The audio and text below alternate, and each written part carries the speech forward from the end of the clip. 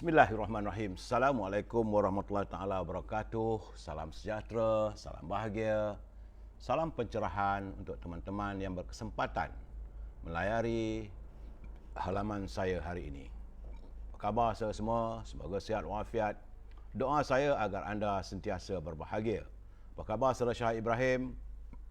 Saudara Khairul Pak Lang, SG Tan, how are you? Azman Baba, Ibrahim Cik Muda, Azlan Yusof, Herman, Waalaikumsalam. Harimau Berantai, Daulat Tuanku, memang raja kita ya.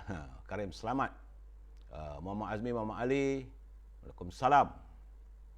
Haji Azhar Abdul Manaf, Apai Corner, Muhammad Fauzi Buang, Hafiz Ikwan, Rosyun, Mimi, Fauzi Taib, dan teman-teman yang tak sempat saya santuni satu persatu. Cuma saya minta kalau boleh tolong share supaya teman-teman yang lain dapat mendengar dengan jelas.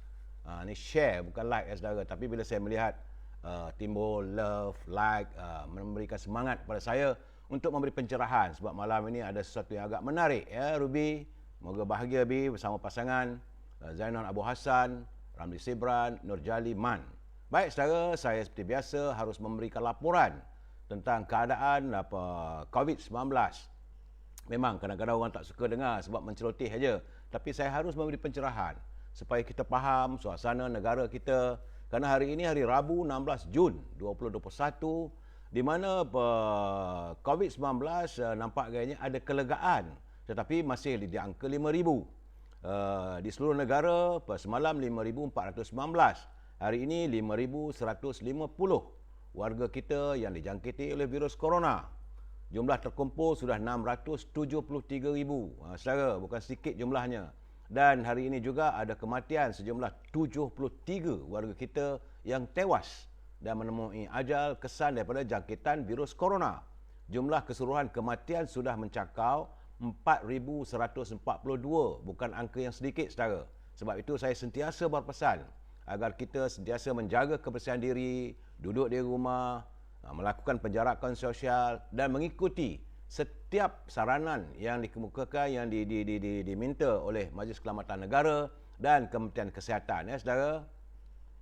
Baik, untuk negeri hari ini saya lihat Perlis agak gusar sedikit sebab tiba-tiba saja semalam satu, hari ini walaupun single digit tapi jumlahnya 8 orang. Begitu juga di Kedah. Di Kedah turun tetapi tak banyak. Semalam 252, hari ini 228.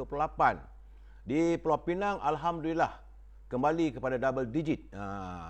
Semalam 124, hari ini 99. Kekalkanlah rentak penurunan ini di Pulau Pinang, saudara ya. Di Perak juga begitu. Masih lagi double digit. Ya, semalam 68, hari ini 66. Cuma di Selangor ada pengurangan tetapi masih lagi ribuan. Semalam 1,956. Hari ini 1,914. Ada sedikit turun tapi tidak ada kelegaan. Kita mengharapkan warga Selangor juga berusahalah kita ke arah untuk memastikan agar COVID-19 ini tidak terus bergejolak ya. Di wilayah Persekutuan juga turun, semalam 650, hari ini 480. Di Putrajaya single digit. Tapi ada naiklah satu, semalam 5, hari ini 6. Cuma di Negeri Sembilan, di Negeri Sembilan ni memang menggusarkan kita sebab dia punya polanya, dia punya gelembungnya tidak begitu sihat nampaknya. Sebab semalam 396, hari ini dia melonjak 607. Selepas dia meningkat kemarin 323, kemudian naik 396. Now sekarang melonjak kepada 607. Di Melaka ada sedikit kurang tapi tak banyak. Ya, semalam 155, hari ini 152. Sementara di Johor pula ada sedikit peningkatan. Masih lagi gelembungnya tidak begitu baik. Sebab semalam 366 turun susut daripada 430, tapi hari ini naik pada 392. Di Pahang alhamdulillah single digit, double digit, tetapi ada peningkatan. Semalam 43, hari ini 56. Begitu juga di Kelantan, alhamdulillah. Trend di Kelantan ada nampaknya penurunan tapi bersekitar pada angka 200. Iaitu semalam 245 selepas dia meningkat daripada 214 3 hari lepas. Dan hari ini di Kelantan 230 dilaporkan dijangkiti oleh virus corona. Di Sabah alhamdulillah nampaknya ada trend susut daripada 335 dia turun 273, semalam dah 138, 230, hari ini 184. Cuma begitu juga di Labuan. Semalam ada sedikit peningkatan 138, hari ini 101. Dan begitu juga di Sarawak. Di Sarawak juga susut. Tapi tak banyak. Sebab semalam 718, hari ini 570. Itulah laporan saya tentang kedudukan COVID-19 di seluruh negara. Dan untuk bulan ini saja, saudara, campur hari ini 5,150, jumlah warga kita yang dijangkiti untuk bulan Jun saja adalah 100,769 orang. Bukan jumlah yang sedikit, saudara, tinggi, iaitu 100,769. Hari ini baru tanggal 16 Jun. Tak tahu lagi lah 14 hari mendatang. Mudah-mudahan dapat kita susutkan berterusan. Kita kalau boleh, kita sifar virus corona agar kita dapat kembali bebas hidup seperti biasa dan boleh mencari kehidupan. Baik, saudara, sedikit mutara kata. Pertama sekali, saudara, kita jangan takut. Jangan takut untuk jatuh. Kerana mereka yang tidak pernah memanjatlah yang tidak akan pernah jatuh.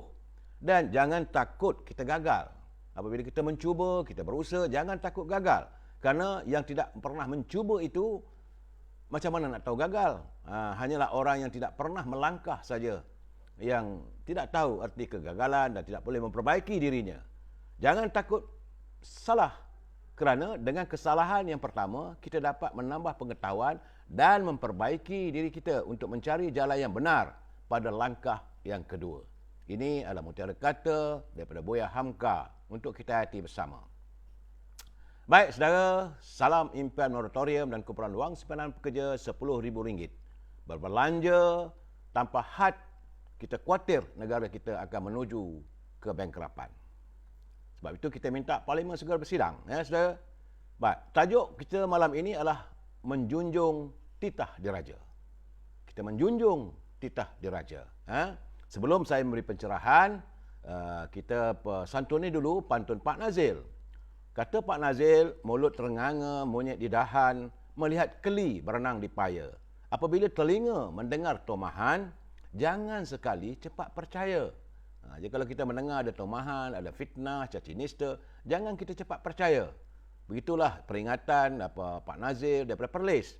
Kata Pak Nazil lagi, duduk menikmati aram temaram. Di aram temaram ini suasana alam yang indah. Encik Gafar bermasalah apabila hati membuat geram. Banyakkan istighfar, mengingat Allah. Jadi kalau kita rasa geram, kita rasa nak marah apa semua, beristighfarlah selalu. Ingatkan Allah. InsyaAllah kita dapat ketenteraman, saudara. Baik. Saya ingin memberi peringatan lagi, saudara, bahawa mereka yang menyunting semula live yang saya nyatakan hari ini dan dimasukkan ke dalam channel YouTube ataupun dalam Instagram dan sebagainya, anda adalah bertanggungjawab atas setiap suntingan dan juga komen daripada pembaca terhadap suntingan anda. Saya tidak bertanggungjawab kerana saya tidak ada kemampuan untuk melihat semua sekali semua tu. Dan saya juga tidak akan bertanggungjawab atas komen-komen yang tidak baik. Cuma kerana hari ini agak sensitif sikit, saudara, saya mohonlah, saudara, ya, prinsip kita mesti bersetuju untuk tidak bersetuju. We must agree to disagree. Dan ruangan saya ini adalah sekadar memberi pencerahan sepengetahuan saya. Apa yang saya perolehi daripada teman-teman, daripada kiriman-kiriman, daripada suntingan-suntingan yang saya peroleh. Untuk kita berbicara, untuk saya memberi pencerahan agar anda tidak tersasar dalam membuat sesuatu pendirian. Ya? Dan saya mohon sangat-sangat, ya, kalau boleh, share boleh pula tu. Boleh, Saudara Syah Kazai. Saya mohon sangat gunakan bahasa yang terbaik sebab hari ini adalah kita menyantuni titah Duli Yang Maha Mulia Raja kita. Titah Yang Mulia Tuan Agong, titah Yang Mulia Raja-Raja Melayu, saudara, ya. Bahawa dalam keadaan begini kita menyanjungi titah baginda tuanku. Hari ini, saudara, Duli Yang Maha Mulia Raja-Raja Melayu telah pun mengadakan perbincangan dengan Duli Yang Maha Mulia Tuan Agong. Sebab itu saya ingin membaca kenyataan daripada penyimpan besar Moho oleh pejabat penyimpan mohon besar raja-raja. Yang ni Tan Sri Syed Daniel bin Syed Ahmad. Tan Sri mengeluarkan kenyataannya yang begitu jelas. Supaya kita hayati betul-betul. Saya minta anda semua hayati dan jangan membuat konklusi, supaya dengar betul-betul. Sebab ini adalah menyantuni tentang kehidupan kita. Bahawa ternyata saya melihat dari segi keseluruhannya, apa yang kita slogankan, apa yang kita suarakan selama ini, apa yang rakyat harapkan, telah pun terlaksana. Saya melihat telah pun diperbincangkan oleh Duli Yang Maha Mulia Raja-Raja Melayu. Artinya, baginda tuanku kita ni memanglah payung rakyat. Baginda begitu menghayati, begitu perhatiin dengan sebarang masalah yang dihadapi oleh rakyat. Sebab itu kita kata kita berpayung di bawah Duli Yang Maha Mulia baginda tuanku. Jadi kenyataan media pada penyimpan mohon besar Raja-Raja Melayu katanya menyambut undangan ke bawah Duli Yang Maha Mulia Seri Paduka Baginda Yang Pertuan Agong Sultan Abdullah Riauddin Al-Mustafa Billah Shah Ibni Almarhum Sultan Haji Ahmad Shah Al-Musta'in Billah. Raja-Raja Melayu telah mengadakan perjumpaan bersama baginda pada hari Rabu 5 Zulkaidah 1442 bersamaan 16 Jun 2021 bertempat di Istana Negara Kuala Lumpur. Perjumpaan tersebut dihadiri oleh Duli Yang Maha Mulia Tuan Agong sendiri, Duli Yang Maha Mulia Sultan Terengganu, Duli Yang Maha Mulia Sultan Selangor, Duli Yang Maha Mulia Yang Dian-Puan Besar Negeri Sembilan, Duli Yang Maha Mulia Sultan Johor, Duli Yang Maha Mulia Sultan Perak, Duli Yang Maha Mulia Sultan Kedah, Duli Yang Maha Mulia Pemangku Raja Pahang dan Duli Yang Maha Mulia Raja Perlis yang diwakili oleh Duli Yang Teramat Mulia Raja Muda Perlis. Inilah raja-raja Melayu kita yang berjumpa, berbincang. Jadi Seri Paduka Baginda Tuan Agong telah pun memaklumkan sebagaimana saya katakan semalam. Baginda sudah mengadakan pertemuan dengan pimpinan-pimpinan politik, pemimpin masyarakat di seluruh negara. Bukan hanya di Semenanjung. Ia merangkumi sampai ke Sabah dan Sarawak. Jadi Seri Paduka Baginda memaklumkan kepada Raja-Raja Melayu bahawa baginda telah berkenan menerima menghadap 18 orang pemimpin parti-parti politik secara bersemuka dan maya di Istana Negara bermula pada hari Rabu 9 Jun sehingga hari Selasa iaitu semalam 15 Jun 2021. Okey? Kemudian Raja-Raja Melayu menzahirkan penghargaan yang teramat kepada Seri Paduka Baginda Tuan Agong atas sifat baginda mengamalkan budaya bermusyawarah, bersedia mendengar pandangan daripada institusi yang mewakili rakyat dan pada hari ini mengadakan pertemuan untuk mendapatkan nasihat daripada Raja-Raja Melayu yang memerintah 9 buah negeri dengan kedaulatan masing-masing.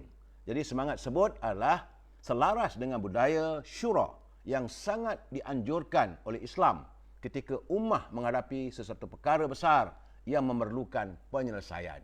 Begitulah cara raja-raja kita, halus caranya. Dia bukan main terjah begitu saja. Dengan begitu diperhalusi setiap masalah, diadakan perbincangan. Dan Raja-Raja Melayu juga menzahirkan bahawa di peringkat negeri masing-masing, jadi baginda-baginda Raja-Raja Melayu menzahirkan di peringkat negeri masing-masing, baginda-baginda turut menerima menghadap pelbagai pihak yang menyembahkan kebimbangan terhadap keadaan negara ketika ini. Mereka turut menyembahkan pelbagai cadangan, memohon kebijaksanaan raja-raja pemerintah membantu merangka formula penyelesaian untuk dapat meringankan kesusahan dan tekanan hidup yang sedang dihadapi oleh majoriti rakyat ketika ini. Artinya raja-raja Melayu semua tahu, faham. Sebab baginda punya wakil, baginda punya menteri besar, baginda punya laporan wakil-wakil rakyat di peringkat negeri-negeri. Kita ada Perdana Menteri, kita ada menteri-menteri dan kaki tangan kerajaan yang menyembah takzim ke bawah Duli Baginda Tuanku melaporkan. Jadi raja-raja Melayu faham rakyat susah. Jadi saudara, apa yang saudara selama hari ini kita lontarkan, kita bagi tahu rakyat susah, ini dihayati dan amat menarik keprihatinan Duli Yang Maha Mulia yang di-Pertuan Agong dan Raja-Raja Melayu. Okey. Dalam perjumpaan tersebut, Raja-Raja Melayu telah mencambahkan pandangan dan menzahirkan pendapat secara terbuka dan berterus terang dalam semangat saling menghormati agar dapat dijadikan bahan panduan dan rujukan. untuk membantu Seri Paduka Baginda Pertuan Agong membuat ketetapan secara bijaksana dan pada setiap masa melindungi kemuliaan dan kedaulatan takhta pemerintahan, kekal berkecuali dan bebas daripada dilihat presif ataupun memihak atau ditafsirkan berpihak kepada mana-mana individu atau kumpulan politik. Dan sebab saya katakan bahawa dulu yang Maulia Raja Melayu dia berkecuali, dia tidak menyebelahi mana-mana. Tapi daripada bagi pada pendirian Raja Melayu yang benar tak benar. Tak boleh nak diselindung dan sebagainya. Sebab baginda ada dia punya aparatusnya. Banyak ramai orang akan memberi saluran, pandangan dan sebagainya. Sebab itu saya kata, ingat 3 malam, 4 malam dulu saya dah kata, saya dah beritahu. Jangan kita salahkan istana. Istana mendengar. Tapi baginda akan membuat keputusan.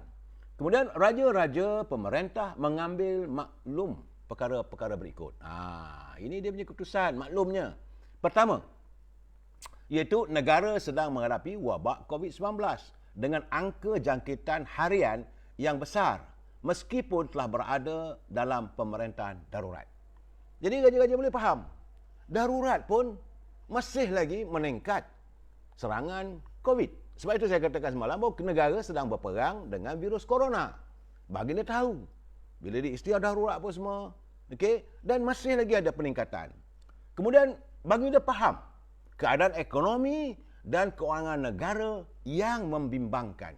Sebab negara kita memanglah bila kita total lockdown, ekonomi tak boleh bergerak, apa-apa perniagaan pun tak beroperasi, sedangkan ekonomi dunia juga bergelut, bukan hanya negara kita, seluruh dunia. Jadi raja-raja Melayu faham. Jadi keadaan ekonomi dan keuangan negara yang agak membimbangkan pihak istana dan raja-raja Melayu. Ketiga, ini paling penting sebab suasana politik negara yang tidak stabil. Tuanku tahu. Sebab itu saya kata jangan siapa nak cuba sorok daripada baginda raja-raja Melayu. Tuanku semua tahu. Cuma saya minta ampunlah tuanku, Patik beri penjelasan ini, pencerahan ini. Mohon keizinan tuanku. Sampai tak mulakan saya tadi dengan minta izin kepada tuanku. Sebab apa yang Patik salurkan ini adalah daripada penyimpan Mohor. Ampun tuanku. Patik mohon keizinan menjunjung kasih agar rakyat faham dan dapat memberi pencerahan supaya mereka tidak salah dalam pentafsiran mereka. Jadi, kemudian dalam perkara yang keempat, baginda raja-raja Melayu sedar bahawa perpaduan rakyat semakin retak. Ini yang kita bimbangkan, bahawa kita negara cinta damai. Kita rakyat yang harmonis. Sepanjang kehidupan kita, selama ini kita hidup dalam keadaan yang cukup tenteram, cukup harmonis. Kita ada aparatus kita, ada pegawai-pegawai keselamatan yang menjaga ketenteraman, dan kita hidup dalam keadaan yang tidaklah macam negara-negara lain berantakan sama sendiri. Kita perpaduan rakyat. Tapi baginda merasakan perpaduan rakyat sudah nampak ciri-ciri yang semakin retak. Kelima, paling penting, kesusahan yang sangat dihadapi oleh rakyat yang kehilangan pekerjaan dan sumber pendapatan. Dulu yang memulia raja-raja Melayu, dulu yang memulia Pertuan Agong, faham dan amat menyedari bahawa kehidupan rakyat begitu sukar sekarang ni. Hidup kerana kesan daripada hilang pekerjaan dan sumber pendapatan. Jadi bukan baginda tidak mendengar saudara ya. Sebab saya ingin memberi pencerahan saudara. Selepas ini kita buat ulasan sedikit. Kemudian dalam suasana pekerjaan, suasana hidup dan suasana pembelajaran sekolah dan pusat-pusat pengajian yang terjejas, dan ini menimbulkan pelbagai kerumitan. Artinya baginda menyantuni bukan hanya aspek ekonomi rakyat, bukan aspek ekonomi perhubungan keharmonian rakyat, bukan hanya aspek tentang serangan wabak virus corona, malahan baginda juga turut menyentuh masalah pendidikan anak-anak. Kerana raja-raja Melayu faham anak-anak kita adalah tunas masa depan yang perlu menerima ilmu pengetahuan. Dan baginda menzahirkan harus dicari formula macam mana supaya anak-anak dapat bersekolah. Anak-anak dalam pembelajaran di rumah ke apa ke, carilah. Jadi kemudian baginda menzahirkan umat Islam yang tidak dapat melakukan program-program ibadah di masjid dan surau, terutama untuk menaikkan solat Jumaat. Demikian juga penganut agama lain yang turut terhalang daripada berpeluang melakukan urusan agama masing-masing. Sebab itu macam semalam saya katakan, tentulah akan disentuh. Kerana baginda adalah ketua agama. Kita umat Islam, ketua agama kita adalah Duli Yang Mulia Tuan Agong. Di negeri, raja-raja kita. Ya, saudara, Amirul Mukminin. Benda ini disentuh dalam perbincangan tersebut. Raja-raja pemerintah sependapat dalam perkara berikut. Akhirnya setelah dibincangkan, masalah agama, masalah kesihatan, masalah ekonomi, masalah pendidikan rakyat, masalah rakyat tiada pekerjaan, masalah tentang politik yang tak stabil, masalah keretakan dalam hubungan yang harmonis di kalangan rakyat, maka baginda pun sependapat dalam perkara-perkara berikut.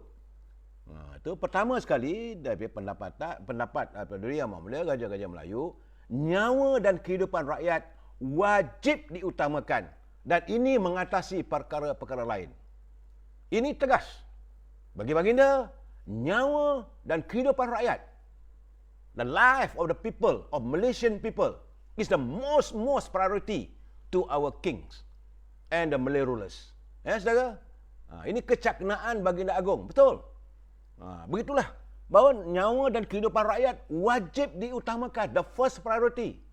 Iaitu nyawa kehidupan rakyat. Ini mengatasi perkara-perkara lain.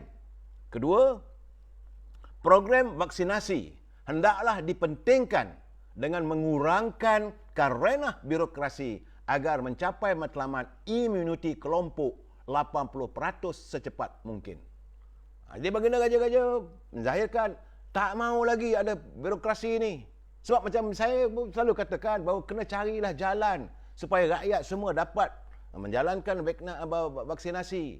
Kerana itu kita merasakan bahawa antara jalan penyelesaian terhadap kita berperang dengan virus corona.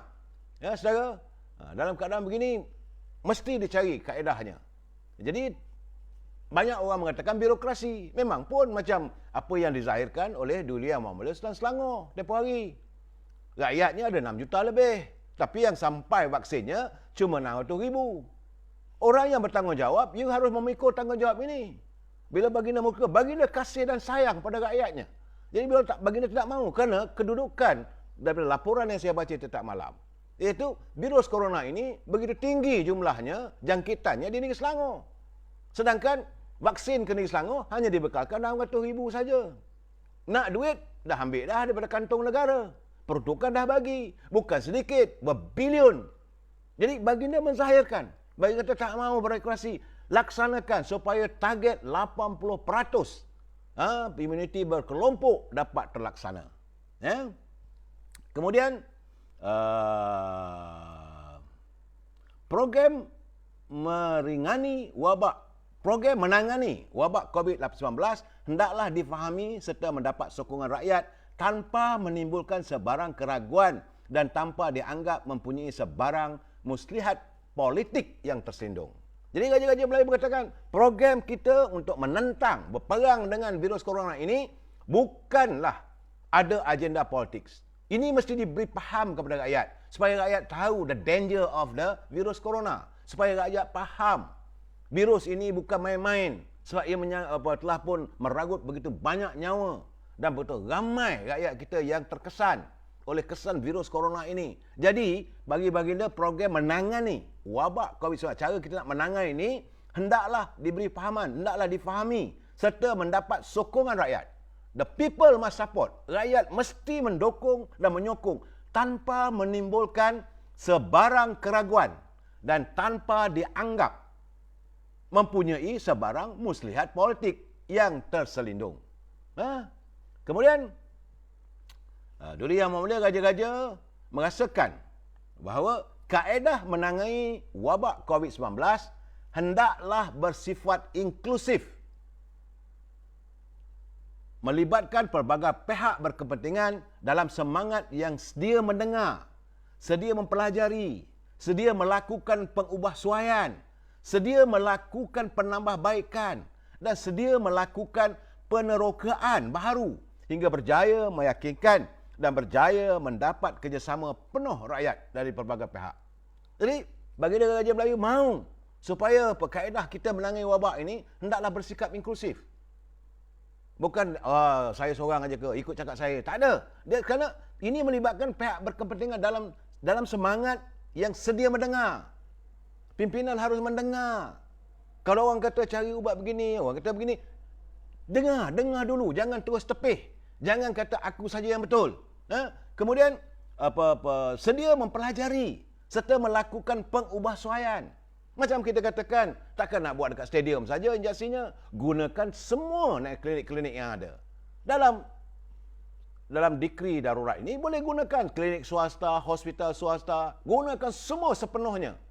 It's really, ini bukan hanya okey. Sebab saya dapat tahu banyak rakyat yang begitu terkesan yang mendapat laporan mereka nak melakukan vaksinasi ini, tetapi terpaksa pergi ke kawasan yang begitu jauh daripada rumahnya. Betul lah dalam radius 10 km, tetapi jauh. Ini gambaran yang kita lihat. Kemudian suhu politik yang semakin panas wajib diredakan. Raja-raja Melayu, Tan Agong dapat melihat bahawa suhu politik ini kesan daripada wabak virus corona, kesan daripada birokrasi, kesan daripada pelaksanaan yang banyak tempang. Jadi mengakibatkan suhu politik yang semakin panas. Jadi raja-raja Melayu perlu diredakan. Ertinya dalam bahasa yang kasarnya, baginda bertitah tentulah dengan bahasa yang halus. Kita rakyat ni, bahasa kita, stop it. Stop it. Jangan duk bercakap politik aja. Rakyat tengah susah ni. Itu bahasa yang tepatnya. Bukan kata macam nak menyanggah. Tidak. Ini ertinya, janganlah di hawa politik ini dipanaskan. Okeynya rakyat tidak tentram. Jadi, menimbulkan keresahan pada rakyat. Ini tuanku dengar, tuanku faham. Jadi tuanku kata, sudahlah, hendaklah diredakan. Kemudian, kata tuanku lagi, pentingnya sebuah kerajaan yang stabil dan mendapat keyakinan serta mendapat sokongan majoriti rakyat. Ini jelas. Dari segi politik, tuanku kata, pentingnya sebuah kerajaan yang stabil.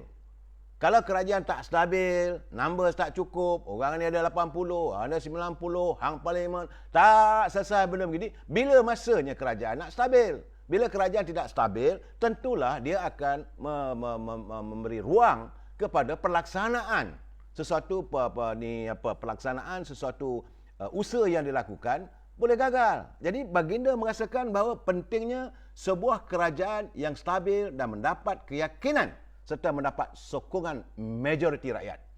Ini titah tuanku. Jangan main-main.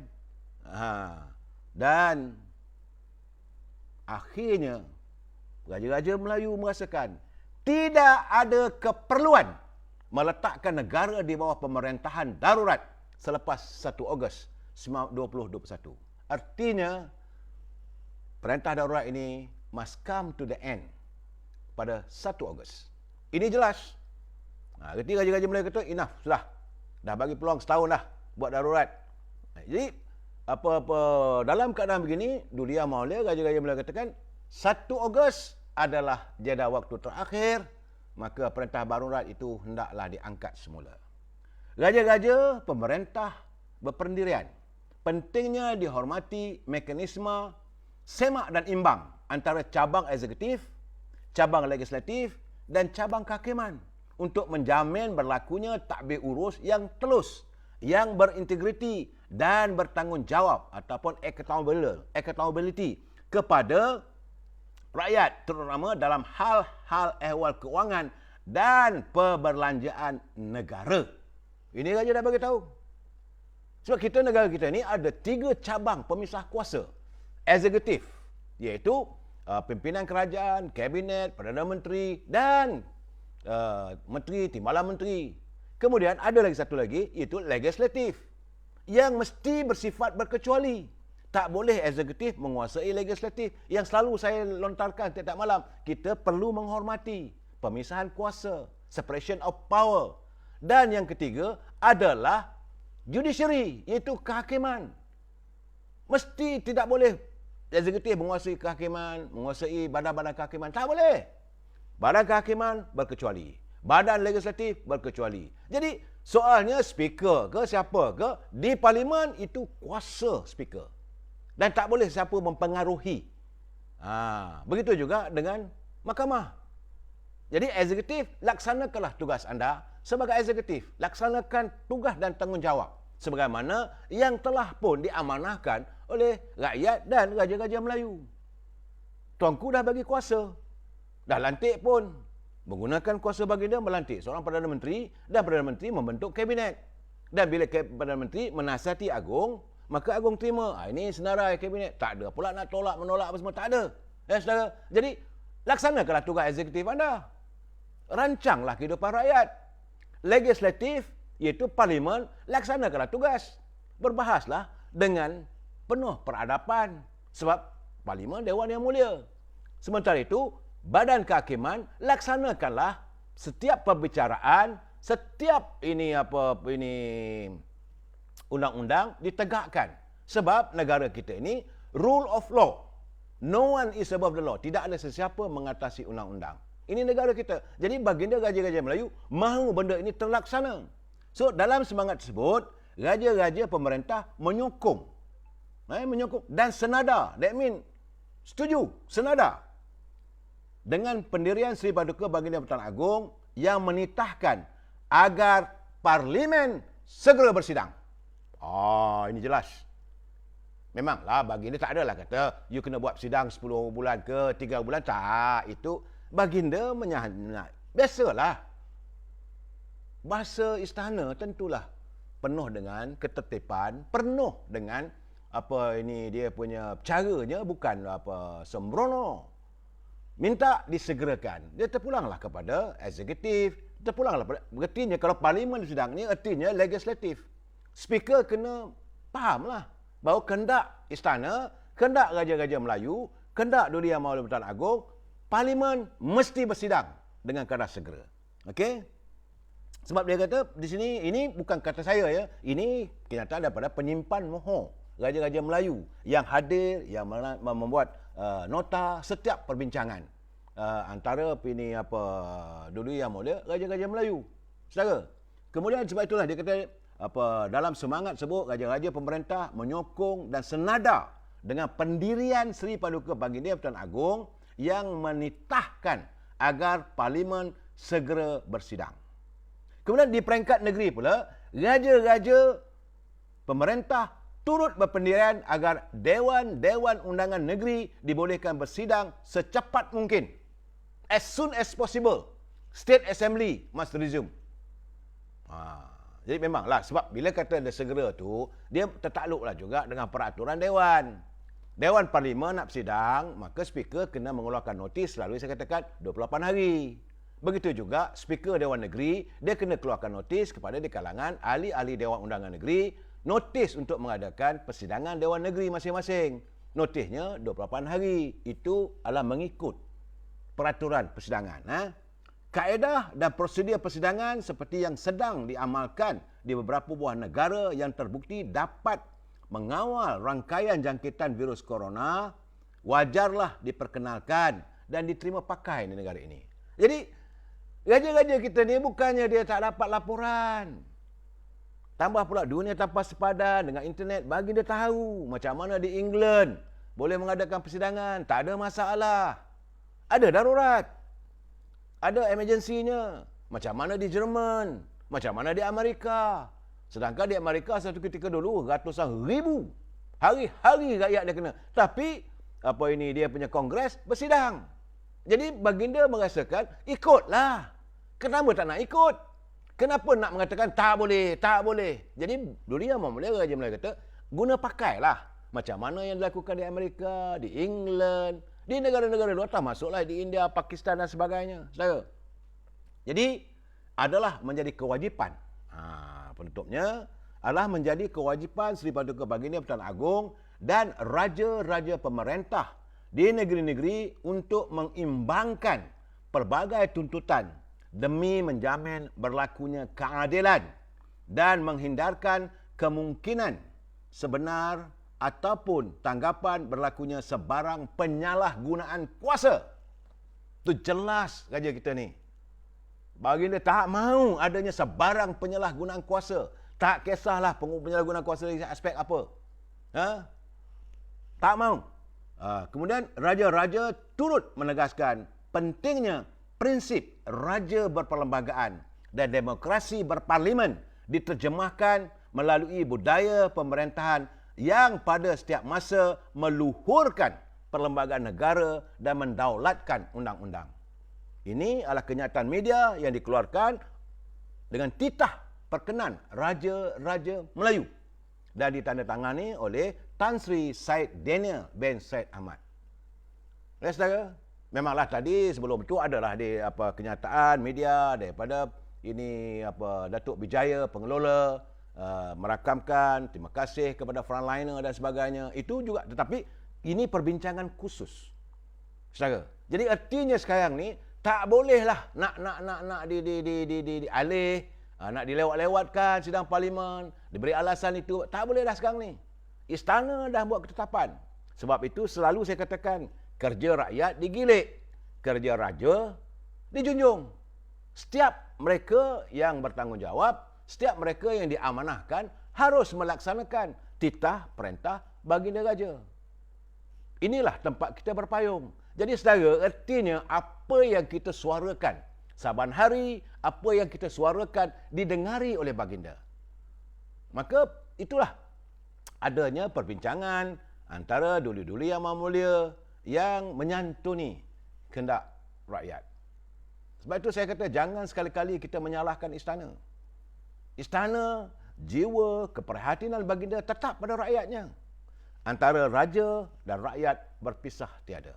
Kita rakyat menjunjung duli bahan tuanku. Sebab itu, kita kalau siapa yang menyanggah ataupun memperkecil ataupun cuba untuk merendah-rendahkan daulat raja-raja kita ni, kita harus sanggah. Kita mesti berdiri teguh di belakang raja-raja Melayu.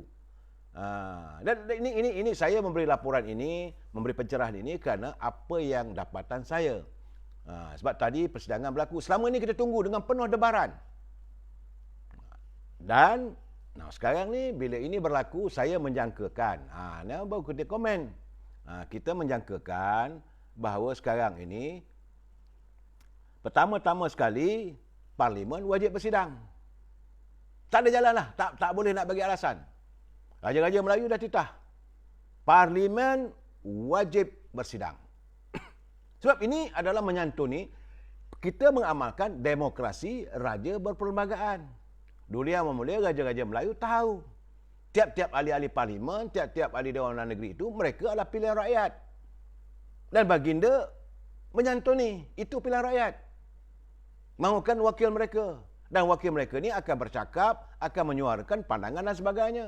Dan di Dewan itu mesti ada peraturan. Bukan boleh sembarangan serbu saja. Dan wajiblah kita menzahirkan kasih sanjungan kita pada dunia mulia tuanku, daulat tuanku. Patik bila baca kenyataan daripada penyimpan mohon tu, rasa nak menitik air mata lah. Bahawa kita ni disantuni oleh raja kita. Kita ni tidak terbiar. Jangan secara sesah. Sebab tu saya kata, kita ada tempat mengadu. Walaupun adalah macam-macam kita merasakan, ini tak kena, ini tak kena. Kita ada tempat mengadu. Jangan duk sembarangan buat. Sebab ini, basic lagi saya katakan, ini adalah prinsip kepada, ini negeri ada Tuhan. Kita ni rakyat raja. Sebab itu banyak orang bercakap dengan saya soal social contract dan sebagainya. Saya melihat social contract ini, nak saya jelaskan sedikit dalam percambahan ini, adalah perjanjian antara subjek dan tuan tanah. Kefahaman saya, maybe I'm wrong. Sebab itu saya kata kita boleh bersetuju dan tidak bersetuju. Dan bagi saya, dalam social contract, perjanjian antara subjek. Subjeknya apa? Rakyat, orang Melayu, kaum Cina, kaum India, dan kaum-kaum lain. Ini subjek dengan tuan tanah. Kita ada perjanjian. Dalam perjanjian itu adalah perlembagaan diwujudkan. Perlembagaan itu kontrak. Apa dalam perlembagaan itu? Banyaklah perkara satu, parlimen, hak keistimewaan orang Melayu, negeri ini, yang Di-Pertuan Agong, adalah pemerintah tertinggi. Cuma dulu mereka menukar, dulu kita pakai surat-surat resmi kerajaan urusan Seri Paduka Baginda Yang Di-Pertuan Agong. Cuma sekitar tahun 87, 88, 90 hilang. Terus jadi tukar urusan kerajaan. Sedangkan urusan Sri Paduka Bintang Agung. Sebab itu, pasukan polis diraja. Dengan bukan polis kerajaan, polis diraja. Askar Melayu diraja. Tentera udara diraja. Tentera laut diraja. Dan we serve. Jadi kena faham. Jadi kita ni rakyat hidup rukun damai. Bila kita hidup rukun damai, tuan tanah pun suka. Baginda suka tengok, oh bagus, alhamdulillah. Rakyat di bawah pemerintahan betul, dalam keadaan begini, hidup harmonis. Baginda pun suka. Mana ada titah tuanku yang yang tidak menyantuni rakyat. Sila hayati setiap titah baginda. Dan baginda tidak akan mencampuri soal politik. Ini jelas. Jangan pula kita nak bawa politik ni pada raja. Supaya berpihak pada kita. Tak boleh. Dan saya selalu nak tekankan kepada saudara. Sebab itu saya kata, bila kita nak berbicarakan sesuatu, jangan kita fikirkan apa yang kita nak. Ini saya nampak, oh, kalau boleh kali ini, mestilah raja-raja kita, Tan Sri Muhyiddin berhenti. Tak boleh begitu. Sebab ada cara-caranya. Dan sekarang ni, bila parlimen dah bersidang, terpulanglah pada wakil rakyat. Kalaulah ahli parlimen tak setuju Tan Sri Muhyiddin meneruskan sebagai Perdana Menteri, buat usul, tak ada kepercayaan, maka beliau dengan sendirinya berhenti. Sebab setiap malam saya kata, 4 perkara yang boleh memberhentikan seorang Perdana Menteri. Iaitu pertama-tama sekali, dia meninggal dunia. Yang kedua, dia disahkan oleh doktor sebagai orang yang dah gila, tak boleh pakai. Yang ketiga, dia nak berhenti dengan sendirinya. Dan keempat, dia mengalami hilang kepercayaan di kalangan ahli-ahli Dewan Rakyat. Itu saja. Dan kalaulah beliau mengambil keputusan, berunduk, maka dipulangkan balik pada raja. Dipulangkan balik pada Yang Mulia Yang Tuan Agong. Dan baginda akan melantik seseorang yang pada fikiran baginda. Ini mengikut pada perlembagaan. Tentulah ada feedbacknya. Macam dulu, nak lantik Tan Sri Muhyiddin dulu, buatlah SD dan sebagainya. Ramailah sesi declaration. Sebab masa itu, parti-parti semua tergantung. Tak ada parti pun yang majoriti. Dulu sebelum pilihan raya yang ke-14, sebelum pilihan raya 2018, mudah. Sebab Barisan Nasional menang. Majoriti. Bagilah pada siapa saja yang UMNO cadangkan. Maka dulu Yang Mulia setuju. Tak ada pula nak bangkang. Whoever yang UMNO cadangkan, UMNO Barisan Nasional setuju, maka lantiklah sebagai Perdana Menteri. Kemudian pergi ke Parlimen untuk mendapatkan keabsahan ataupun legitimacy. Ada undian, undi kepercayaan terhadap Perdana Menteri. Kemudian laksanakanlah tugas. Tak ada campuran pun. Nah ini gambarannya ya saudara ya. Dan kalaulah berlaku sesuatu sebarang persidangan parlimen nanti, Tan Sri ambil keputusan, dia kata nak berhenti dan kena pulangkan balik pada tuanku. Dan tuanku akan macam mana yang dilaksanakan. Saya kata halusnya budi bicara, halusnya percaturan istana. Dia tidak main-mainan sembrono begitu, tidak. Dia siasat satu persatu. Sebab baginda akan bertanya mula-mula dulu dengan Perdana Menteri, what I've want to the country. Apa dah jadi dalam negara kita sekarang ni? Bagaimana dengan COVID? Sekarang ni kita menghadapi, kita dah declare darurat. Kita berperang dengan virus corona. Apa ubatnya? Berapa banyak dah datang belum? Apa yang dilakukan? Peruntukan kewangan berapa? Semua dipersoalkan. Dan Perdana Menteri kena jawab. Dan baginda pun dapat. Jadi bila dapat, tanya pula dengan ahli-ahli parlimen, pemimpin-pemimpin kerajaan. Tapi baginda tidaklah jumpa dengan 220 orang. Baginda akan bertemu dengan pemimpin parti-parti politik yang diyakini mewakili ahli-ahli parlimen. Sebab mereka bertanding menggunakan parti. Bukanlah mereka bertanding secara individu. Sebab itu saya katakan, bila seseorang itu, dia melompat dari parti itu, maka dia mengkhianati. Sebab rakyat memilih dia berdasarkan pada parti. Tak kisahlah engkau daripada parti keadilan. Bila kamu melompat daripada parti keadilan itu ke parti yang lain, kamu mengkhianati parti kamu. Kamu orang yang khianat. Begitu juga dari segi UMNO. Ahli-ahli parlimen yang dimenangkan, yang diletakkan oleh rakyat sebagai ahli parlimen, berdasarkan kepada dia bertanding bukan atas individu, bukan atas batang tubuh badan dia, atas parti. Tapi bila dia melompat, dia mengkhianati parti. Sebab itu orang panggil dia pengkhianat kepada parti. Bukanlah pengkhianat itu macam komunis, tidak. Pengkhianat. Orang yang tidak setia kepada perjanjian. Kalau dia ahli anggota PAS, dia melompat, maka dia khianat pada perjuangan dan parti PAS. Kalau dia daripada parti amanah, dia pula melompat pula, maka dia tak amanah, dia mengkhianati parti mereka. Orang begini pengkhianat sebenarnya tak sesuai untuk diteruskan, diizinkan untuk dibeli kepercayaan masa akan datang. Kerana sistem demokrasi kita tak boleh nak berhentikan dia. Sebab itu dulu, saya ingat lagi 3 bulan dulu, yang berhormat Datuk Seri Nazir Aziz mengatakan dia membuat cadangan kalau boleh di masa akan datang, mana-mana orang yang mewakili parti, kalau dia melompat, maka hilang kelayakan dia sebagai ahli parlimen ataupun ahli Dewan Negeri parti yang diwakilinya. Dan orang yang nombor 2 dalam parti itu secara otomatis jadi wakil rakyat. Jadi untuk menghalang. Itu sebahagian daripada cadangan beliau yang saya ingat lagi. Jadi dalam keadaan sekarang ni, bila parlimen wajib bersidang, so yang bawa Perdana Menteri, you have to face. This is the reality yang selama hari ini membuatkan persepsi. Orang tak tuduh, tapi menimbulkan persepsi rakyat, tak nak sidang parlimen ni kerana takut. Kerana tidak mempunyai keabsahan. Ahli parlimen gini kata tak cukup numbers. Pemimpin apa-apa ni, Parti Keadilan kata tak cukup numbers. I got the numbers. Jadi, keabsahan ini yang dituntut oleh Yang Berhormat Mulia Tengku Razali Hamzah. Beliau orang lama dalam politik, lama sebagai ahli parlimen. Dia kata cara yang terbaik adalah untuk mendapatkan, iaitu mendapatkan legitimasi ataupun keabsahan sebagai Perdana Menteri. Bawa usul undi kepercayaan kepada Perdana Menteri. Ini yang dituntut oleh Yang Berhormat Mulia Tengku Razali Hamzah dari dulu lagi. Bukan dia nak jadi Perdana Menteri. Saudara silap. Saudara selalu kadang bila dengar, tengok, baca tu, tak betul.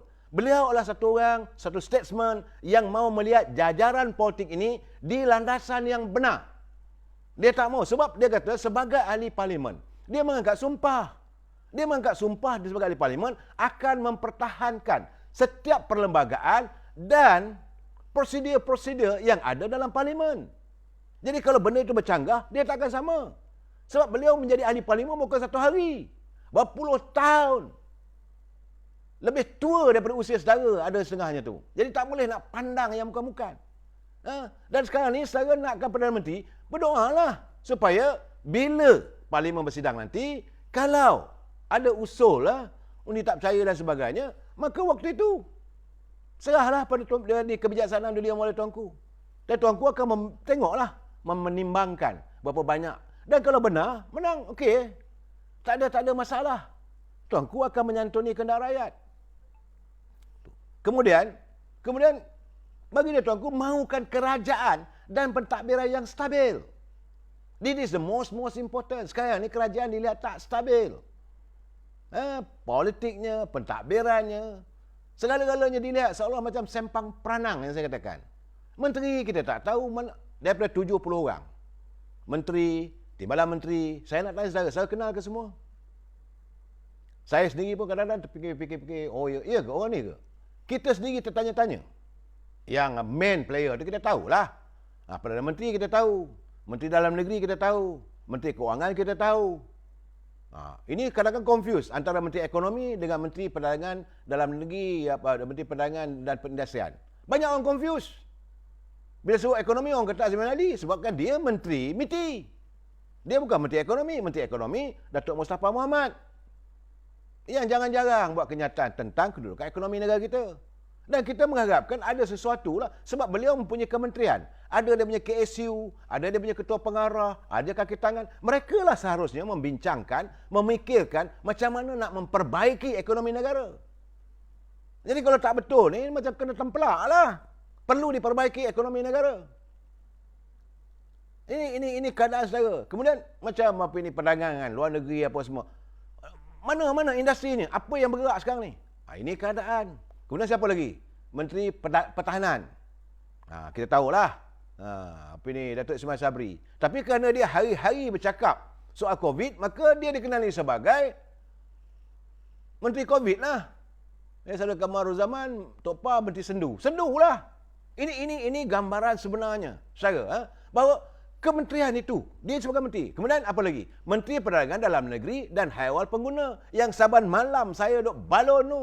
Bukan saya benci dia, tidak. There is no personal antara saya dengan Menteri Perdagangan Dalam Negeri dan Haiwan Pengguna. Apa nama dia ini? Natalinggi daripada Sarawak. Tak ada personal, saya pun bukan rapat sangat pun. Tetapi kita minta, kita tuntut supaya melaksanakan tugas dan tanggungjawabnya bersama dengan pegawai-pegawai yang ada. Ada ketua pengarah, ada KSU, ada TKSU, ada cabang-cabangnya pula, bahagian import, bahagian perdagangan, bahagian perlesenan. Mereka semua ada lengkap. Tapi kenapa tak disantuni? Kenapa tak dilaksanakan peranan? Dekri you sebagai menteri saat negara darurat ini, kenapa diizinkan harga barang terus mencanak? Kenapa tak dicarikan upaya supaya harga barang ini dapat dikekang, dapat direndahkan, tidak berterusan begitu? Sampai sekarang ni rakyat susah harga. Tapi yang kita dengar lain kali menteri bagi kenyataan. Harga naik kerana kenaikan, macam harga minyak naik kerana harga botol naik. Itu yang membuat kita marah. Itu yang membuatkan rakyat resah. Akhirnya rakyat mengadu pada Agong. Rakyat mengadu pada rajanya. Ini gambarannya. Jadi kementerian mana lagi? Kementerian Perdagangan, kemudian Kementerian Pertanian. Berapa banyak petani, cuba saudara dengar macam di Kedah. Nak nanam padi pun, benih padi pun tak dapat lagi. Saya ingat lagi dalam 2 minggu lepas, saya ajuk balik cakap dia. Ni aku ni merlip lah ni, dari Padang ni. Dia usahakan bendang, tapi benih tak ada. Hampa sedap lah dia kata. Lepas ni, musim ni, mai pula musim kemarau. Ayak tak ada. Setengah bendang tu adalah ayak daripada Mada sebenarnya. Ini aku tak ada ayak. Jadi artinya dia diburu kemelut kehidupan. Nak tunggu benih. Dulu katanya boleh dapat benih daripada kedai-kedai ada Cina. Dah hampa tak bagi, hampa ambil alih. Jadi apa kebaikan, apa penambahbaikan yang anda lakukan apabila anda mengambil alih untuk pelaksanaan pemberian benih-benih padi contoh. Dan akhirnya petani-petani padi ini tersadai. Bila dalam keadaan begini, padi tak menjadi, padi diserang oleh kemarau, padi ada banjir, padi diserang oleh ulat dan serangga dan mengakibatkan kerugian kepada petani. Bukan hanya itu saja, ini tidak menyumbang kepada ekonomi negara. Kerana negara terpaksa masih terus bergantung kepada bekalan beras ini yang diimport daripada luar negeri. Dan ini menimbulkan persepsi rakyat. Gamaknya dia nak sabotah petani kita ni lah. Supaya yang mana dapat AP tu, dapat import beras tu, banyaklah dia perniagaan. Akhirnya menimbulkan persepsi. Ini yang saya katakan, bahawa these are the thing yang mereka sepatutnya lakukan. Apa yang berlaku pada 2 hari, 3 hari lepas? Saya dapat kiriman daripada Taiping. Ada petani-petani cili. Dia buat ladang cili, tapi cili tak boleh dipasarkan. Kenapa? Kerana COVID, kerana pergerakan PKP ini dilaksanakan, tak boleh nak bawa keluar. Pekerja tak boleh bekerja. Dalam keadaan begini, sebab dia tidak tertakluk di bawah MITI. Jadi keadaan begini macam mana? Akhirnya, harga cili yang ada boleh jual dapatlah RM1.50. Sedangkan, harga pasaran cili di pasar-pasar RM6, RM7. Ini tidak menguntungkan rakyat. Ini menguntungkan warga kapitalis. Rakyat rasa tertekan. Apa jadi dengan pisang di Tanjung Karang yang dilontarkan oleh Tan Sri Nohoma sendiri. Beliau sebagai wakil rakyat minta, dan sepatutnya Kementerian Pertanian fikirkanlah kaedah. Okey, bila produk tu banyak, farmer kita ada agensi yang kita tubuhkan, beli daripada orang. Dan tidak mengurangkan harga. Jangan pula kerana dah pasaran susah apa semua, beli harga mesti turun. Tak boleh begitu. Harga yang sebegitu, sebab bila mereka nak menanam, sama ada perladangan, sama ada dengan pertanian, sawah dan sebagainya, kosnya sama. Kos padi, kos baja, kos pengangkutan, kos buruh dan sebagainya sama. Jangan dikurangkan. Jadi harga yang ditetapkan, sebab itu harga siling, harga lantai yang telah pun dibuat kajian di bawah Kementerian Pertanian. Nah, sekarang ni saya khawatir. Betul lah, 2-3 bulan lepas harga kelapa sawit naik mencanak. Sebab pasaran dunia menerima pasaran kelapa sawit. Tetapi saya dah dapat terima laporan. Harga kelapa sawit dalam masa sebulan mendatang ni, seminggu 2 minggu nanti akan turun. Bila turun ni menteri nak cakap apa? Nak buat macam mana? Sedangkan waktu harga sawit naik, yang untung pekilang. Yang untung kapitalis. Peneroka tak untung, begitu juga harganya. Betul dia orang beli dalam keadaan begini, tetapi waktu harga sawit ini minyak sawit naik, Rakyat tak ada nak bekerja. Tak ada pekerja. Dan baja-baja tak dapat digunakan untuk menambahkan penghasilan, pengeluaran produk. Jadi peneroka-peneroka masih lagi terkesan. Dan ini Kementerian Pertanian, Kementerian Komoditi harus memikirkan. Ada menteri mana lagi? Mana menteri lagi kita nak cakap? Lain saya tak faham. Saudara tak kenal, saya tak kenal. Menteri luar. Ada menteri luar. Kita pun terkejutlah kalau seorang menteri luar boleh bercakap, menyanggah cara diplomasi, cara diplomat. Dia bila-bila jadi menteri luar ni nak bercakap macam tuanku Raja-Raja Melayu, menyantuni, bahasanya halus tapi begitu mendalam saudara. Tapi macam menteri luar dia pergi ke China, dia cakap my big brother. Benda ni menimbulkan kejutan. Seluruh dunia terkejut. How could Malaysia memperakui menteri pertahanan, menteri luar negeri daripada China itu sebagai dia punya big brother? Kalaupun nak tunjuk sangat, kalaupun nak nampak berhemah sangat, masa makan cakaplah, hey brothers, yeah, very good lah. Tapi tak boleh di hadapan media. Media antarabangsa. Bahasanya kena gunakan bahasa diplomat. Sebab itu dalam bahasa diplomat selalunya bercakap Your Excellency, Tuan yang terutama. Jadi kita menghormati, bukan you are my big brothers. Sebab kita pula, negara kita ini negara demokrasi, raja berperlembagaan.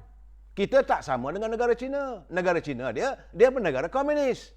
How could kita address dia sebagai big brother kita? Dan ini menimbulkan keresahan di kalangan negara-negara luar. Kalau kita nak menghalusi kesan daripada tindakan seorang menteri. Sebab dia kata decree as minister tu bukan senang.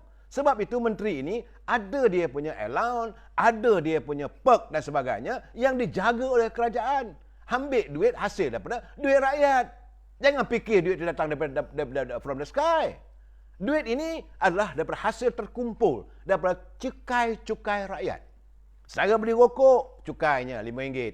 Masuk dalam tabung ni. Saudara beli gula, ada cukai.